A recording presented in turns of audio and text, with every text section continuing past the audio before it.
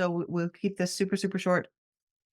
But NAP NAP is a repeat after me process where we have taken a whole bunch of information from Dana's The Black Belt Mind, and I smushed it onto like 5 pages and smushed that onto 2, and now it's smushed into a half a dozen sentences designed to clear as much stuff as quickly as possible for you.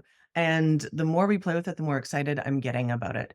Because my latest thing, I've been playing with inherited trauma in a different way, and putting it together with NAP is just like, and pairing the two, I've been absolutely mind boggled at some of the results. I've been so thrilled.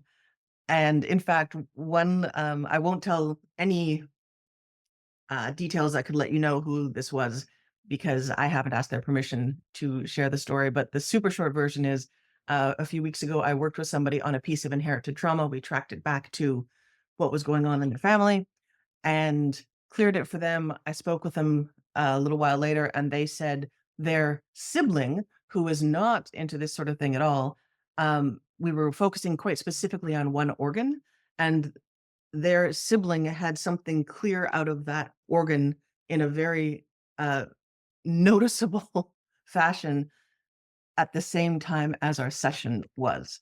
And so they just phoned saying like, "Oh, this very weird thing happened. Like, I don't know what was going on." And then our client was kind of going, "Oh, I know what was going on, but I can't tell you because you don't believe in this stuff." But there's been some really phenomenal things happening, so I'm excited to share that with you too. Okay, Fantastic. we jump in, That sounds awesome. and you can be smart. Everyone, Dana being smart. What do we mean when we talk about clearing? And to me, in the work that I do and the way in which I use that idea, clearing is creating resolution, really, right? So, why would we need to create resolution? Well, when we have two conflicting ideas operating in our minds, um, that opposition creates conflict, right?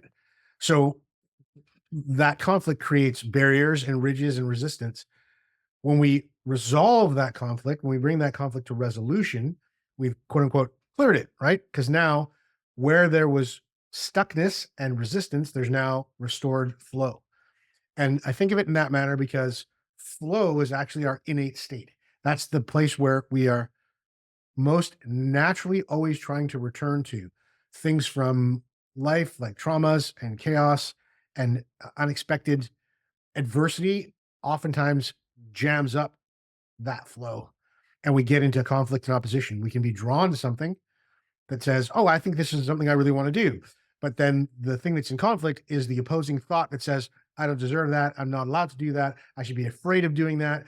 What if I fail at that?" One of the big ones that we run into all the time is, "Well, what if I'm actually successful at that?" Okay. So all of those things create that conflict from contradictory ideas, thoughts, or beliefs running into each other in ways that can come right to our consciousness. We can be very aware that, hey, I'm drawn to this thing, but I'm also resisting it because of fear, but not know why. Or the ones that are the most challenging and the ones that work kind of best with NAP are the ones that are underneath that, the ones that we're not consciously aware of.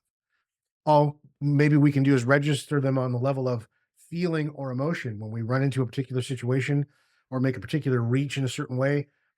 We get, feelings that feel like they're stopping us. So that's what I mean when I work with the idea of clearing and what clearing is and why it's useful. And Call has lots of more fancy definitions to add on top of that. But being kind of a bread and butter guy, that's the way that in my work I operate around the idea of clearing and the use of now. There you go. Smart things. Smart things with Dana. That's gonna be the that's gonna be our new YouTube channel.